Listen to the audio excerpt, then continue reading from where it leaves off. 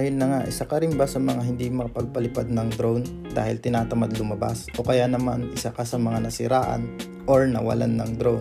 Okay lang yan dahil magagamit mo pa rin ang iyong DJI controller using simulator. Pwede rin to sa mga beginners na nag-aaral pa lang magpalipad ng drone at mga kids na gustong matuto. Dan nyo lang ang video na to. Paki-like and share na rin. Thank you. Bali, pinalitan ko yung cable ng DJI kasi maikli. Ginamit ko yung cable ng phone ko. Tapos nag-download ako ng Simu drone.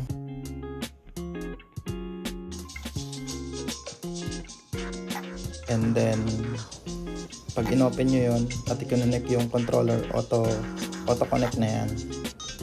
Pwede nyo na agad siyang magamit. Ngayon, kung gusto nyo namang ng mas malaking screen, pwede nyo screen share